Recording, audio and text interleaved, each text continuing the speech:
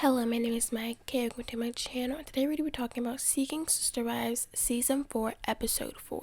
And we pick up right where we left off with Taryn, Marcus, and India, and they're getting ready for bed, and they're still talking about the whole sex thing with Bina and Marcus, and they still have no conclusion. Marcus feels like it should happen organically, and India feels the complete opposite and feels Marcus should contact her when he's thinking about having sex or before he does it.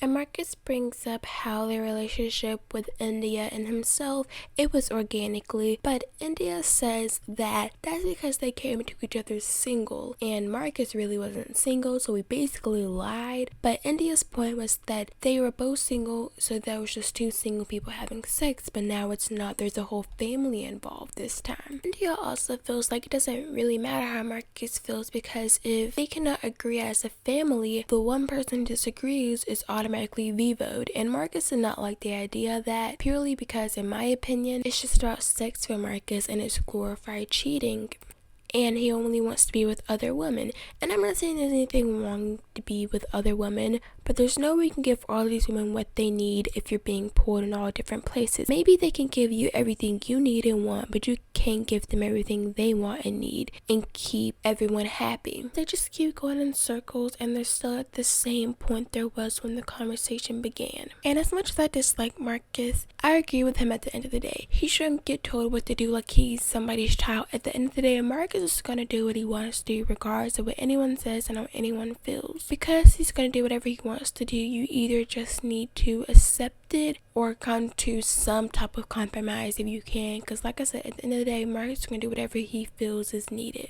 We make our way to Brenda and Steve, and they just got back from 1 week long cruise with Steve's parents, and Steve's parents know about their polygamous relationship with April, and Steve's parents are very private people, and they're on board with whatever Steve and Brenda want to do. They haven't seen April in 2 weeks, and the last time they saw her is when they went on that date to the winery that went really well for them. Communication with Brenda and April has been pretty spotty, and Brenda basically feels like it's one-sided, and April just doesn't care to have communication with her and only cares about having communication with Steve. And especially hard because this is April's first serious relationship. Brenda feels like she's being very welcoming towards April, and she's not getting that back and only really communicating with Steve, and she kind of feels like the third wife, and she feels like she's being left out. The thing gets about these type of polygamous relationships is that they're only there to have interaction with the one person who they have a love interest with. Anybody else they will tolerate because they love that person or they care for that person, not because they have this interest in getting to know them, getting to know who they are, and all of that. April doesn't care about Brenda, and I don't think she's wrong for doing that, because one, what do they have to talk about, and what do they even have in common? They're literally 17 years apart, so what could they exactly talk about, even have like a somewhat mutual agreement on? Anyways, Brenda gets upset and she walks off camera, and she's upset and she's just getting emotional because she feels April isn't there for her, like I said earlier. And also, like I said earlier, I really can't really blame April. Like, what would they even talk about? I feel bad for Brenda, but it's also kind of like, that's what happens when y'all get into a relationship with a 21-year-old. It's already weird enough that Steve is like very interested in pursuing this, and something that I noticed while he's talking to Brenda, he's have no real regards for her feelings, and he's just like, well, we have to make it work. And it seems like he's putting April over Brenda, and I think she recognizes that, and that's why she's so scared that April is the replacement for her. But at this point, they need to have a real conversation about what's going on in the relationship and work on their problems. Next, we go to the Jones family, and they're talking about getting Ariel over to the States, but it's difficult even trying to get her out of the country. Tried to meet up once with her, but plans got canceled because of either one or two reasons. It was either COVID or she got denied at the airport. They said both, but I think the main point was her flight got canceled because of COVID. They had plans to go to Costa Rica because Ariel's flight got canceled.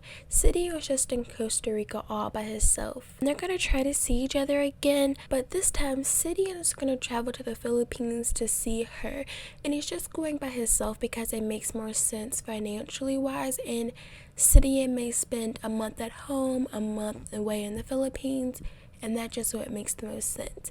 That doesn't make too much sense to me in my opinion, but if it works for them, so be it. I personally think it'll make more sense if he spends like certain seasons with Ariel, and then certain seasons with his family and Tasha, which that may not make sense for certain people, but it makes more sense that way, so that way you can have longer periods of time, and throughout that time you can get her ready to come to America.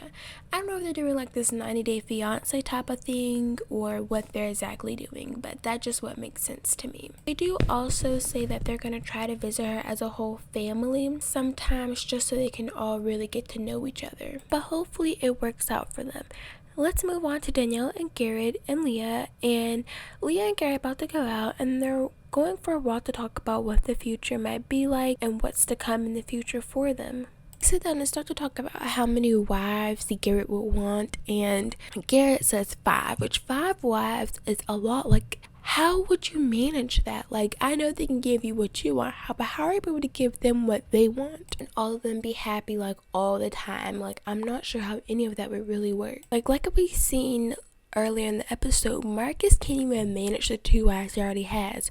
So how is Garrett gonna manage 5 wives? But anyways, that was a bit of a rant. But Leah asks, well, what if I want 6 wives? Like, basically just asking, what if one person has a disagreement? Like, how would that work? And is it like a majority rule thing, or is it like y'all talk it out and work it out? And Garrett says they'll sit down, talk about it, and work through it. And that's important to Leah because she has her own dreams and ambitions in life. Which is something that I find really funny is how she brings up God by saying, if God is telling me one thing but telling another wife another thing, like the situation with Roberta and Danielle. Because Danielle's saying God was telling her we need to add a 3rd wife, and God was telling Roberta we don't need to add a 3rd wife.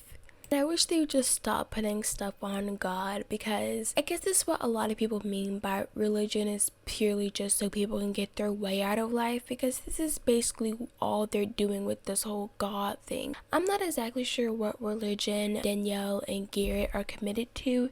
I think they may be like Mormons or like Christians or something like that, but it doesn't matter what they are. I see what people mean by that, and I just think it's funny, especially since I don't know if Leah is like a super religious person or like a part of religion period, or even believes in God. Well, I think she believes in God to some extent because she always want to be with Danielle and Garrett.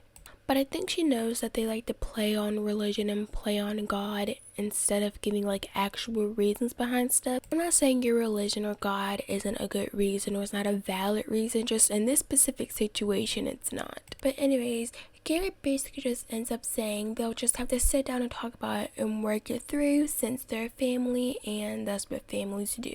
Next, we move on to India, Marcus, and Tara, and they're going to be having Bina over to talk about the whole polygamy situation and just really how it's going to work and what stands for the future. And also really just to get to know each other overall. Since India and Bina have never met, but Tyron and Marcus have known her for 13 years, so they already know her, so this is also giving them an opportunity to get to know each other. And they all sit down and start drinking wine. One of the wives, I don't know whether it's India or Taryn, they end up asking, what was it like going on a date with your friend's husband? And Bina says it was definitely weird, which it should be because that's not normal, nor would it make a lot of sense to the average person who is just coming straight to the situation with no background information. Anyways, it was definitely weird for Bina. And India ended up asking, what are your reasons for wanting to be in a polygamous relationship? Because at this point, India's just trying to find something that's going to turn her off on Bina. Bina ended up saying she feels like she won't get cheated on if she's in a polygamous relationship and it's just open and it's more communication. And India doesn't feel like that's a good reason, which it isn't, because you can still get cheated on in a polygamous relationship, and cheating has less to do with a certain type of relationship and more just to do with the individual. And also having clear communication, I think that's also a big part of it, because from someone's perspective,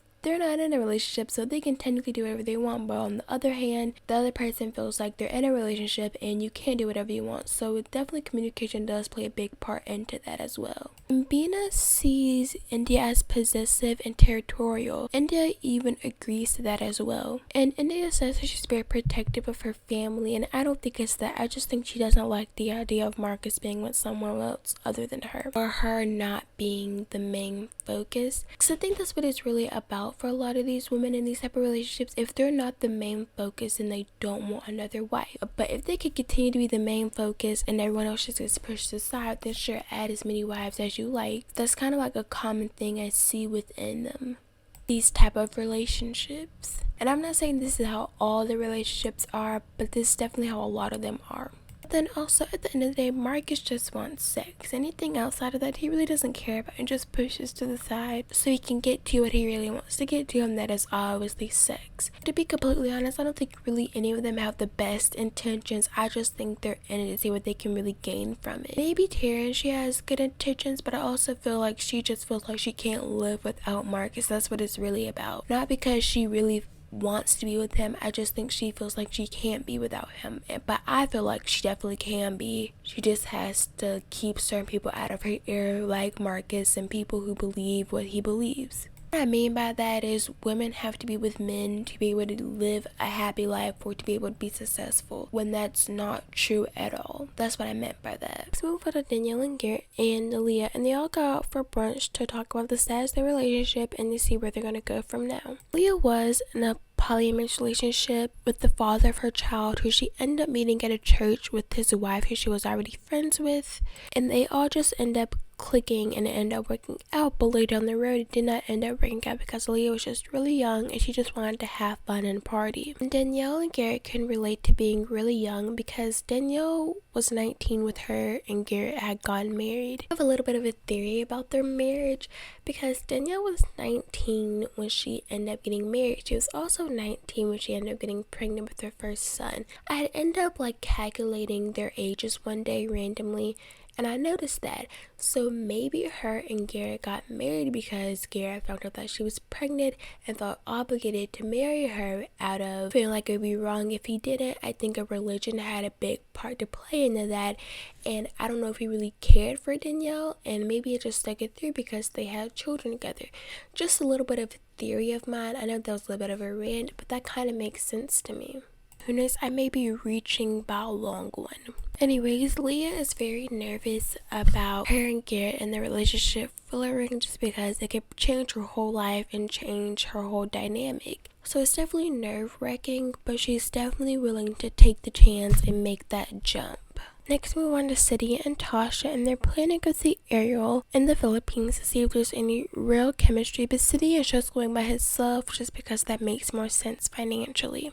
And they FaceTime Ariel to see if she's okay with them coming to the Philippines and seeing if he can help finding some type of hotels, Airbnbs to stay at while he's there. Sidian wants to sleep in the same bed as Ariel, but he kind of tap dances around the question. He doesn't necessarily directly ask her. So Tasha has to come in and says he's trying to ask, do you want to sleep in the same bed or not, or get separate rooms? And she ends up saying yeah, we can sleep in the same bed, that's fine. I thought that was kind of sweet and funny, but also I don't know whether I'm taking like that just because everyone else on the cast is either has these weird relationships, rather it's age gap or rather it's possessiveness, whatever it is, and I just find this one to be a little bit more subtle and a little bit more tolerable, I guess you can call it. But I don't know, it may be weird or creepy, tell me what you think it is. But overall, they're really excited to go see Ariel in the Philippines and see where the relationship goes. And lastly, move on to Brenda and Steve, and they're going on a date with April to a Mexican restaurant to talk about their relationship issues and talk about how they can solve them. When they start talking, Brenda's just communicating her feelings, how she feels. Now she's not getting what she feels like she deserves to get. Steve is playing meter the whole time, and he asks April, what do you need Brenda for? And April just kind of sits there for a moment. She doesn't even give an answer even after sitting there trying to think about it, because she has nothing to offer Brenda. April is literally 21 and Brenda's 37 or something. There's too big of an age gap where y'all can really offer each other anything. The only thing they can really offer each other is Brenda. Brenda can offer April mentorship just because she's a lot older and stuff like that. But other than that, they really don't have anything to offer to each other because, like I said, there's such a big age gap, and I don't know what they wanted her to say. If it weren't for Steve and her wanting to have a relationship with Steve, April wouldn't even look at Brenda once to consider her as a friend, just because there's such a big age gap and there's nothing they can really talk about. I'm not exactly sure what she was looking for, but once April didn't say anything or couldn't come up with anything to say, Brenda just felt worse than she did to begin with. Steve even tries at one point to try to get April to say something she needs Brenda for, but like I said, April couldn't say anything because she doesn't need Brenda for anything. So this is really just Steve trying to eat his cake and have everyone else's too. I mean, you can really say that for all of these relationships, to be completely honest. But in the end, everyone just ended up feeling worse. And that was the end of the episode. I give it a good 6 out of 10. It was okay. I found it a little boring or a little repetitive at times, but it was still a decent episode. Tell me what you think down below. Comment, like, subscribe if you want, and bye.